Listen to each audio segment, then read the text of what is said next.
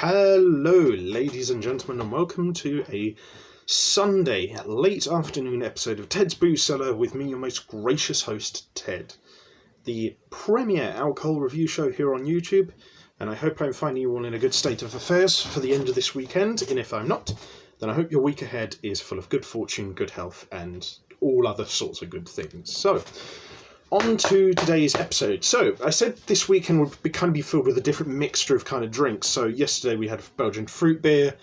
Friday was... what was Friday? I've already forgotten. Friday was something different. And then Thursday, that was a red wine. Today we're going to be taking a look at a porter. And it's going to be from a brewery we've reviewed from before in the past. That being... Magic Rock Brewing, and this is Common Grounds, which is their coffee porter, and it has hints of chocolate and vanilla in it, so it says on the can there. So let's see, is there any more detailed description? No, that's about it. It just says the ingredients on the back, which includes barley, rye,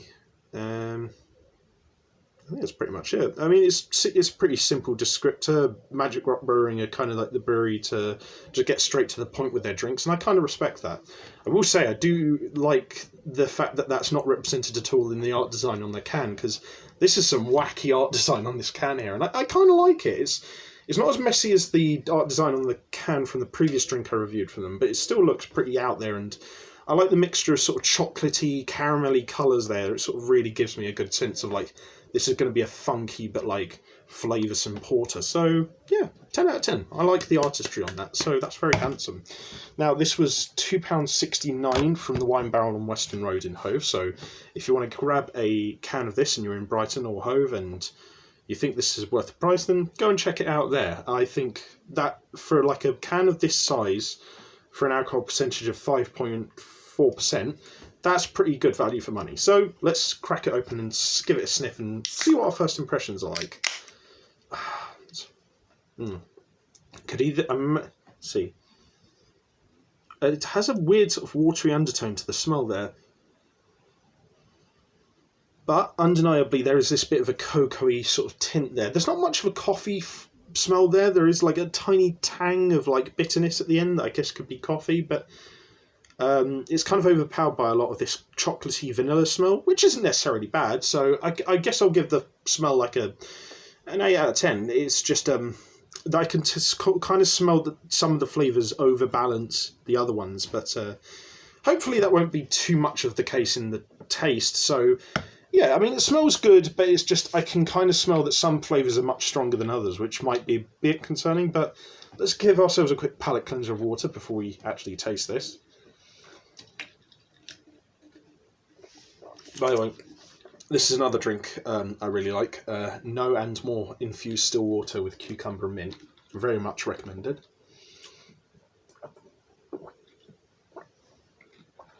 Not sponsored by them, but I damn well wish I was, let's be honest. But yeah, let's get on to the most important part of the video and see what Common Grounds tastes like. So, bottoms up.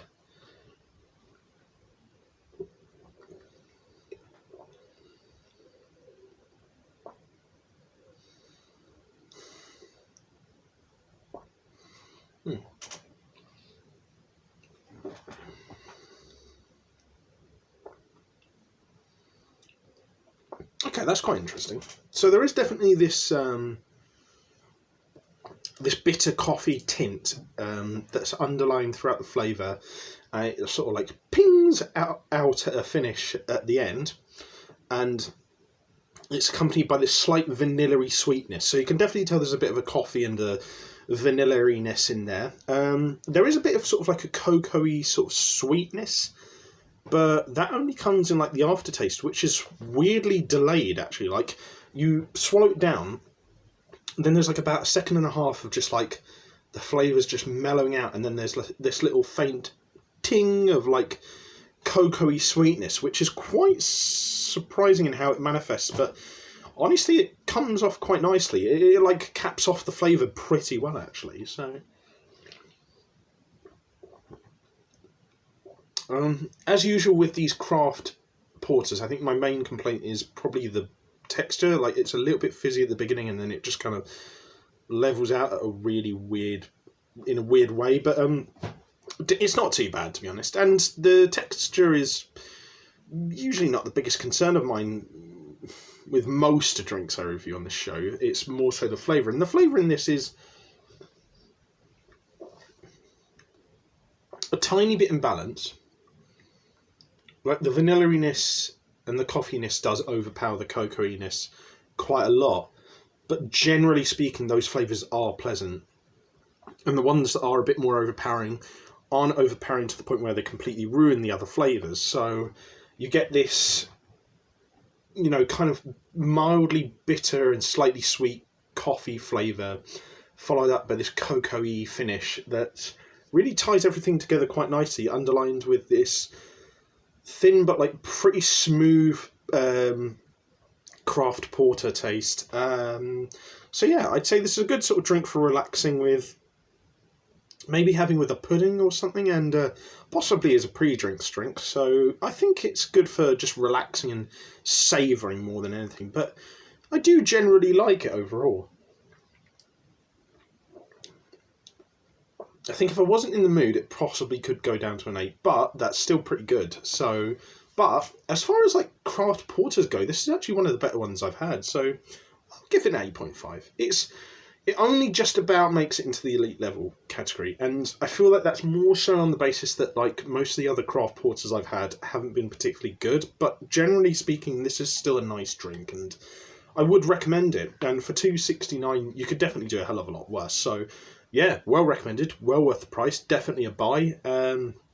Check out Magic Rock Brewing's website, and also the Wine Barrel website on Western Road in Hove. And yeah, if you guys like this video, leave a like, share and subscribe. If you have any suggestions for future episodes of Ted's Brew Cellar, leave them in the comment section down below. And if you want to check out anything else I do online, I'll leave links to my social medias and other YouTube channels in the video description down below. But until next time, have fun, stay safe with whatever you're doing, don't do anything I wouldn't do, wash your hands, take a mask with you to the shops, drink responsibly, know your limits, and I'll see you guys at the bar next time on Ted's Brew Cellar. Bye-bye for now.